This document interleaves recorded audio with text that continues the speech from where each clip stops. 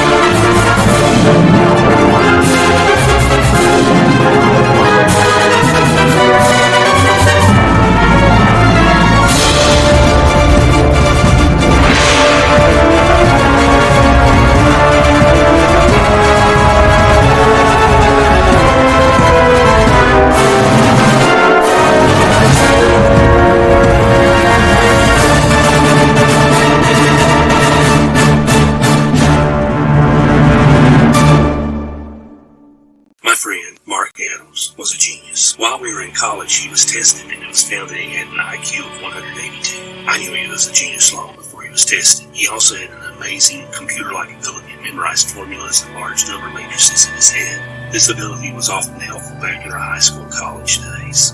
Our friendship had formed as we both hung around the computer lab back when the only computer connection was a teletype machine. We were both crazy about computers and wrote a lot of specialized software for ourselves and occasionally for others. And his abilities were greatly reduced by the amount of time that we had to spend debugging the software. In many cases, due to his capabilities, there was no debugging at all to do. Mark was truly the nerd's nerd. He was the type of guy that people would say, look up nerd in the dictionary, and his picture would be right there beside the definition. It's true.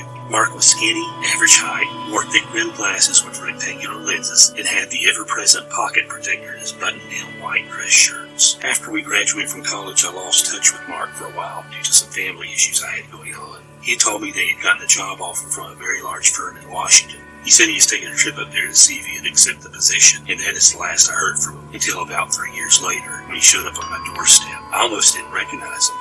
The glasses were gone. He'd grown a mustache. He was wearing a black suit. The ever-present pocket protector was gone, replaced by a very businesslike black tie. It looked like he'd been working out, as he's no longer the skinny kid that I remember. Geoff, he said, you remember me? I didn't answer right away as I was trying to make sure, as he's very different from before. But some of the features were unchanged. He had steely blue eyes, a somewhat pointed chin. Mark, I answered, you've certainly changed a lot. I almost didn't recognize you. For a minute, I thought you were an undertaker. Yeah, Mark answered. I know, the black suit and tie. Geoff, can I have a few minutes of your time? Of course, I said. I invited him in.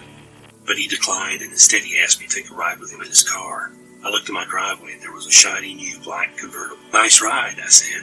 Hop in, he said. You'll like it. I locked the door to my house, and I walked over with him to his car. Want to drive, he asked, offering me a single key on a black spring-loaded keychain. I noted that the tag on the keychain was blank. No, I answered. I don't know where we're going, and even if I did, I'd be scared to death to drive a vehicle like this one. I'd probably wreck it. Don't worry, he answered. It's a loaner, and it's insured. That's okay. I'll still pass, I said as I crossed over to the passenger side and grabbed the latch. He laughed and said, no problem. I'm not tired of driving it. He unlocked the doors when we both got in and we started off down the road. I asked him, so what's been happening in your world? Geoff, he started, I've really missed you. In what way do you mean that? I asked, as I didn't know what he was talking about. As you recall, I was, well, a nerd. My social skills were virtually non-existent. You're the only person I was able to sit down and have a real conversation. You don't know what that meant. And while I've made a lot of progress in shedding some of my nerdiness, I still have a ways to go. I need someone that I can really talk with, someone I can bounce ideas off of, someone who can give me a different perspective, someone I trust. Mark, I said, you know I'm your friend. If you need someone to talk to, I'm here for you. Give me a call, or come over, or I can meet you somewhere. Just say the word. After I said this, Mark did not say anything for a moment, and then he took a deep breath and said, Geoff, it may sound cliche, but it's true. Things in my life have become very complicated. I appreciate your willingness to be my confidant, but I need to make sure that you grasp the potential danger that doing so may present to you. Once I'm certain you understand, you may wish to withdraw your offer. If you do so, I'll certainly understand. I told you back when we were about to graduate about the job offer I received. I may have given you the wrong impression, but honestly, I did so on purpose. I'm about to give you the condensed version of what actually happened. I have an uncle, a retired general who's very well connected to people in Washington, D.C. via the military. He is a personal friend of a certain powerful individual, and my uncle asked that person, in essence, to find a nice government service position for me after I graduated. I was invited to go meet that individual, and after the meeting with him, I met with several other people who, as it turned out, are part of the intelligence community. I know that I told you I had a job offer with a large firm in Washington, but it's not a business. It is not in the state of Washington. Mark paused again and took another deep breath. Geoff, if anyone ever tells you that they have a high-level security clearance, there's about a 99% chance that they're lying to you. And if they're not lying to you, they're a fool. They put themselves in danger. They put anyone they care about in danger. Most importantly, they put the nation in danger. I interrupted.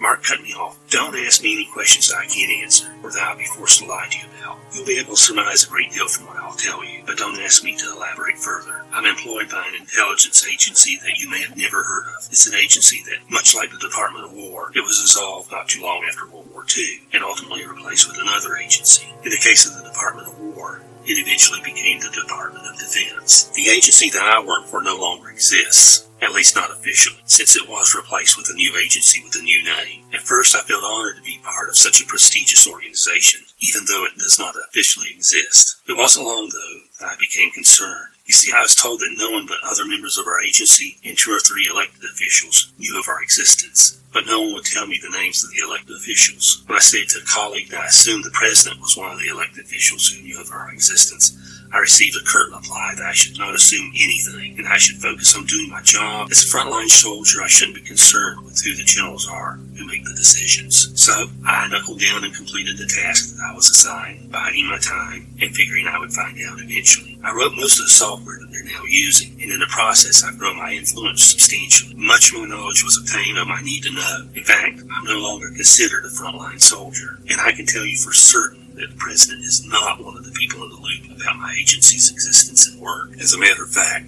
none of the presidents since my agency was supposedly dissolved just after World War II have known about its existence, though I believe both Eisenhower and Kennedy suspected. Many of the people who are behind my agency are private individuals that you'd call ultimate power players, and I will tell you most assuredly that they will not hesitate to kill anyone, and I mean anyone, who stands in their way or threatens their power. They are not good Americans, and I'd go so far as to say they are not even good people. It's my goal to either bring their power to an end or at least expose them to the world for who they are and what they're doing. So, if you decide to be my confidant, you may be implicated by association. I hope it never comes to that, but if I am ever discovered, I can't guarantee that it won't. It's possible that it could cost you your life. Give it some thought. I'll get back to you within a week to get your decision. I noted that Mark's eyes were focused straight ahead as he went down the road, and did not even cast a sideways glance. Mark, as smart as he was, could be a bit eccentric. I remember him telling me once that he could intimidate people with just a look, and he then glared at me over the tops of his glasses to show me his look of intimidation. True, his steely blue eyes, which was his most prominent feature, were squinted into a look of furor. But honestly,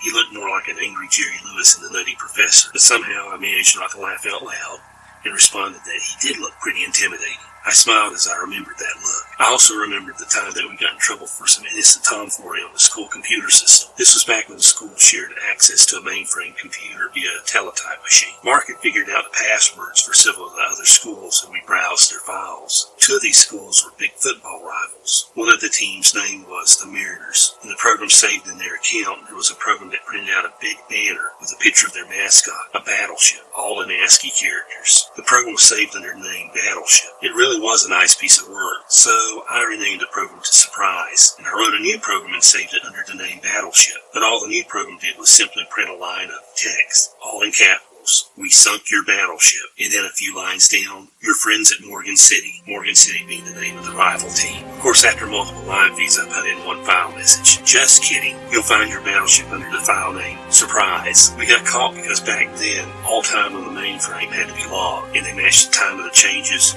to the time that we were logged in. We were let off with a stern warning, since no actual damage was done. However, they told us that the renamed program could have been deleted if they didn't recognize the name, and then the result would have been the same as if we had deleted it. It doesn't sound like much now, but we were in real fear that they were going to expel us for a while. I felt something of a debt to Mark, as it was my idea. He was just happy browsing the files, and in fact said that he didn't think that my little joke was such a great idea. I made him get up from the seat, and I took over and made all the changes, but he never told that to anyone. I told anyone who would listen that he had nothing to do with the changes, but no one seemed to care, since he confessed that he was the one that broke the passwords. After reflecting on all this, I finally said to Mark, you don't have to wait a week for my answer. It's just like I said before. I am your friend. I'll stand by you no matter what. I know that you would do the same for me. I know that you have done the same for me.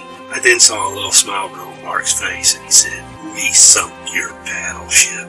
Indeed. For the next hour of the ride was filled with conversation, in which most of the sentences started with the phrase, do you remember the time Mark and I had shared many little exploits in the early days of the personal computer? Mark had been driving up and down the same roads the whole time, turning around and going back the other way after going so far. Finally, he pulled into a burger joint, and we sat down and ate. He asked me what was going on in my life. I told him how I had very little going on, as my father had been really sick, though he seemed to be better now, and that I was working full-time in retail, since I had to stay close to home while my father was sick. Mark then leaned over the table and said quietly, I have an idea. I'll tell you more when we get back out to the car. We finished up our meal, and I noticed that Mark kept glancing out in the parking lot during the entire meal. As we started to leave, I noticed he took another look just before we went over to pay, so I asked him, are you afraid someone's going to steal your car or something? Or something, he replied. When we got back to the car, we got in, and as Mark pulled back onto the road, I asked, are we going to drive around all afternoon? Mark answered, believe it or not, it's the safest place we can talk. Jeff, you may think I'm being irrational with all my precautions, but I know their capabilities. Have you given them some reason to be suspicious of you? You indicated that you've been promoted.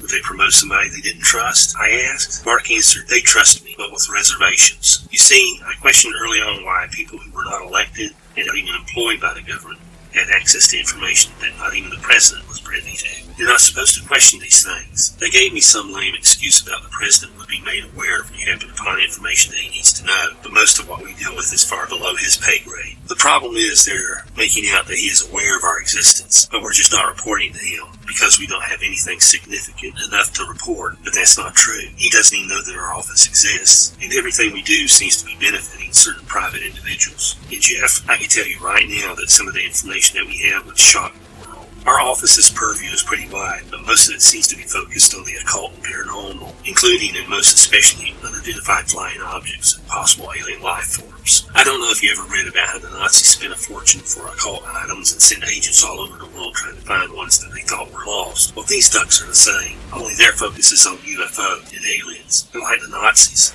I suspect they don't have any intentions of using that knowledge to benefit humanity. I surmise, based on what you're saying, that your office has made a significant find, I interjected. The motherlode, Mark replied. But before I get into that, let me tell you my idea. I came here to find out how comfortable you'd be with working with me, once you knew the circumstances. I'd hoped that you would respond as you did. I did want to give you at least a week to think about it, but I'm glad it didn't take that long. The truth is, I want you to come and work with me. Us. I heard that you were helping to care for your father. You mentioned that he's doing better. Is he doing well enough that you could be away for long periods of time?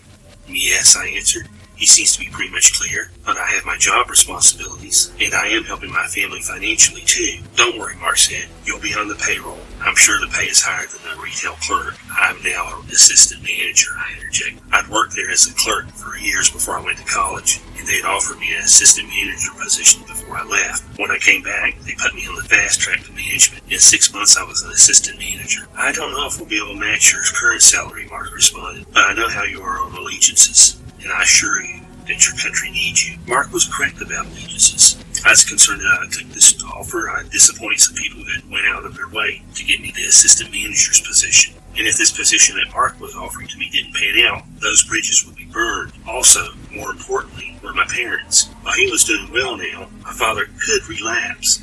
My mother really would need me if he got sick again. There were a lot of things that she couldn't physically do, and take him to the VA hospital, which was over 30 miles away, and located in a large metropolitan city, was daunting to her, and I had always been the driver for those trips. I went over this with Mark in detail, and he assured me that if I needed personal time for a family emergency, that he would do his best to help if I did accept the position. In the end, I agreed to try for the position. After I agreed, he reached out and shook my hand, and he told me that while I would receive his recommendation, I would still have to undergo the somewhat rigorous interview process. He dropped me off at my house, and I told my parents about my potential new job. My mother, as always, was very supportive, but my father expressed his disdain for the idea in no uncertain terms. He really didn't like it, and I could not give him the name of the agency that I was going to work for. I indicated that I couldn't reveal the name at that time, as I knew he would explode if I told him I simply didn't know the agency. What I told him was true. I just left out the fact to know the name of the agency because Mark never told me. I called my current employer and arranged to get some time off for personal reasons. Later that afternoon, a courier arrived with a manila envelope for me. I signed for it and went into my kitchen and opened it. Inside, there was a note from Mark giving me some instructions on what I should take with me and about the person who would be meeting me at the airport when my plane left, and a couple of pointers with regards to the interview. Also in the envelope were airline tickets,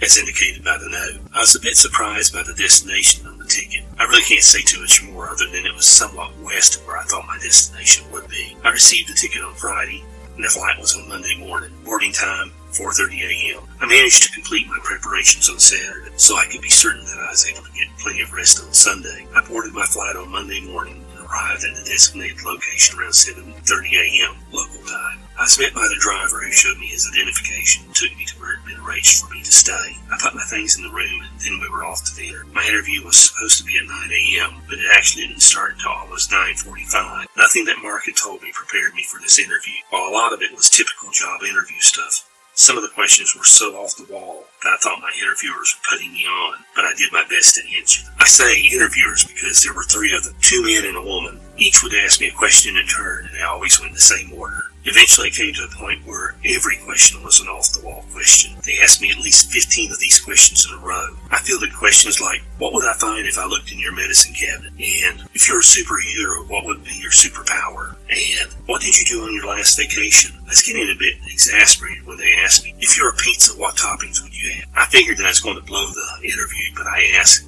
is there a hidden camera somewhere around? Is Alan Hunt going to step out and tell me to smile? I mean, I feel like you're putting me on. I looked at my interviews. One of the men had a very odd look. I think he was trying to stifle a grin, but the other man and woman never changed their expression. They're stoic throughout the interview. The man who appeared to be trying to stifle a grin spoke. No, Mr. Barnes, we are not, as you say, putting you on. We have been testing you, but I believe we can conclude the test at this time. The 2 other interviewers nodded in agreement. Mr. Barnes, the man continued, your driver will meet you out in the lobby. He will take you. At that moment, I saw the other man lean over and apparently whispered something in his ear. And then he continued, as I was saying, your driver will meet you out in the lobby, and he will take you back to your quarters. Please remain there until we contact you. Although I figured I'd blown the interview anyway, I resisted the urge to ask him if there was a correct answer for their if you were a scented candle question.